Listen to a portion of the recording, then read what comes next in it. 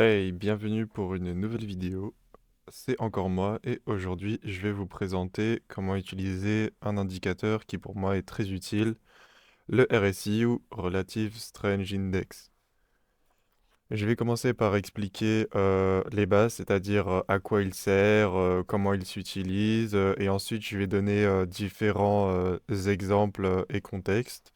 Par contre, dans cette vidéo, je ne vais pas parler des divergences et je vais pas parler des différents types de divergences, ce sera pour une prochaine vidéo parce que pour moi, ça mérite une vidéo, voilà tout. Du coup, là pour l'exemple, je vais prendre Euro-USD, donc le marché du Forex. Je le prends en 3 minutes, mais j'aurais pu le prendre en n'importe quelle unité de temps. J'ai sélectionné au hasard. Si vous voulez ajouter l'indicateur RSI ou Relative Strange Index, vous allez dans Indicateur, TradingView, vous tapez RSI, et c'est le premier indicateur qui vient. Je vais même mettre une petite étoile. Voilà. Alors, comment l'indicateur s'utilise? Tout d'abord, vous pouvez voir qu'il y a une zone rouge qui représente la zone de marché normale, c'est-à-dire non suracheté ou non survendu. Et au-dessus des 70 et en dessous des 30%, vous avez les zones de surachat et les zones de survente. Alors, qu'est-ce que ça veut dire? Pour ce qui est de la zone de surachat, on va prendre un exemple. Donc, par exemple, ici, cela veut dire qu'il y a beaucoup plus d'acheteurs que de vendeurs. C'est-à-dire qu'il y a énormément d'acheteurs compulsifs et que le nombre d'acheteurs dépasse fortement le nombre de vendeurs.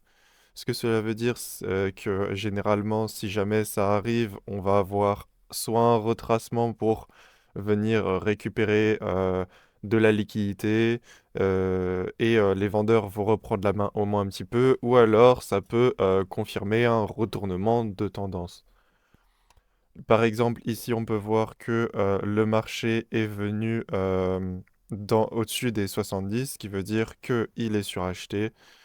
Et on peut voir ici que les vendeurs ont repris la main. Ici, on peut voir clairement là, même si c'est revenu juste après, il y a eu clairement un retracement et on peut voir que juste après, ça a confirmé un retournement de tendance.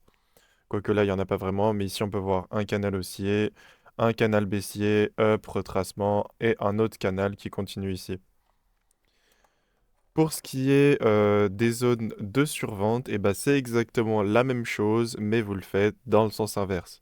C'est-à-dire que si jamais vous êtes dans une zone de survente, c'est-à-dire une zone en dessous des 30%, cela veut dire qu'il y a beaucoup plus de vendeurs que d'acheteurs, et du coup c'est un marché qui va sûrement être retracé par les acheteurs parce que on arrive à un prix qui est différent, un prix qui est équitable, un prix qui est intéressant à l'achat. Et du coup, généralement, les gens achètent aux endroits où c'est survendu. Vous connaissez maintenant la méthode, ce que tout le monde dit, acheter bas, revendre haut, acheter bas. Donc ici, on a un autre exemple. Hop, je vais venir tracer pour que ce soit bien plus visible pour vous. Ici, on était à un point de survente. Et on peut voir ici que on est venu faire un retracement parce que les acheteurs ont repris un petit peu la main. Même si juste après on a un canal baissier qui est venu se dessiner, les acheteurs ont quand même repris la main. Bien évidemment, je tiens à clarifier quelque chose, c'est que cet indicateur ne peut pas être utilisé tout seul. Vous avez besoin de d'autres informations, vous avez besoin d'analyser le graphique. C'est pas uniquement avec cet indicateur que vous allez pouvoir prendre des positions, que ce soit en investissement ou en trading. Je tiens à le dire parce que cet indicateur peut aussi être utilisé en investissement pour certaines stratégies de DCA. J'expliquerai ce que c'est le DCA dans une autre vidéo, c'est pas le sujet. Bref. Et du coup, c'est un très bon indicateur pour confirmer une position ou alors prendre une position avec d'autres indicateurs qui confirment le RSI, Relative Strange Index. Je vais juste vous dire quelque chose, c'est que pour moi, les zones de surachat et les zones de survente sont pas forcément très très bien placées.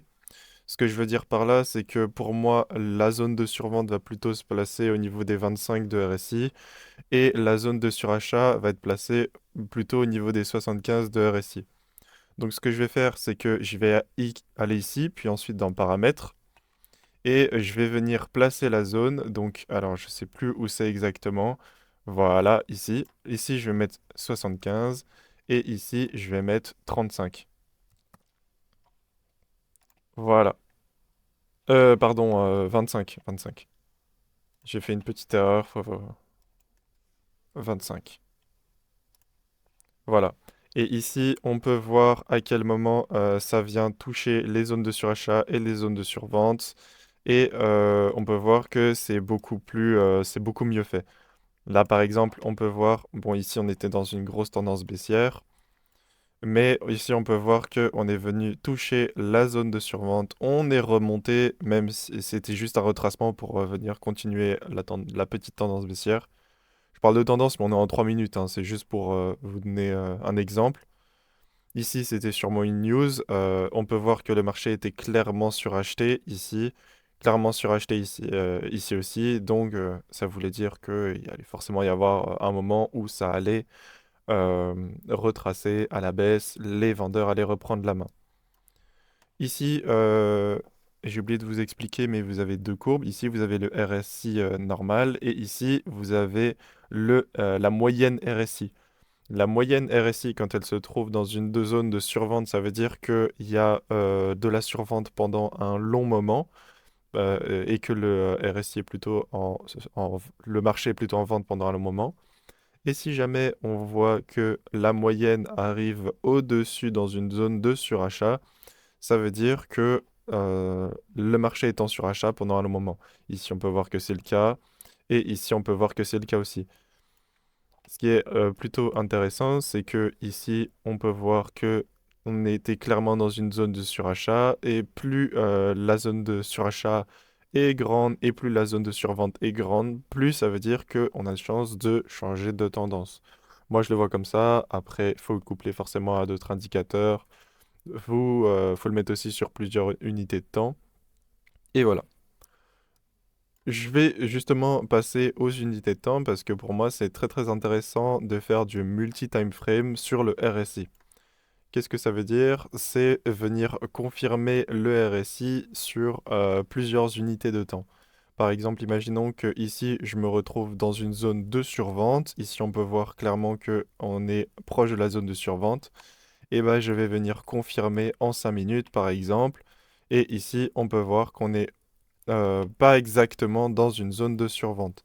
Je peux venir confirmer aussi en 45 minutes. En 45 minutes, ça va pas vraiment se voir parce que voilà. Mais ici, on peut voir qu'on n'est clairement pas forcément dans une zone de surachat ou de survente en 45 minutes. Donc, c'est plutôt intéressant de venir confirmer avec du multi-time frame. Par exemple, ici, on peut voir que en 45 minutes, on est clairement dans une zone de surachat. Ici, on va voir si dans une heure, on est aussi en zone de surachat. Ici, on peut voir en 2 heures. En 2 heures, on peut voir que ici, on est venu en zone de surachat. Donc, c'était peut-être très intéressant de venir prendre une position ici ou venir prendre une position une fois que la forte mèche est clôturée. Ça, pour rappel, c'est un marteau inversé qui est un bon outil pour vérifier si jamais il va y avoir un inversement de tendance ou pas. Donc voilà, j'ai fait une présentation du RSI. Faites pas attention à cet indicateur, je l'expliquerai peut-être dans une prochaine vidéo, bref. Et voilà, j'espère que la vidéo vous aura plu. Si vous avez des questions, contactez-moi. Je suis ouvert à n'importe quel type de questions, du coup. Et voilà, ciao ciao.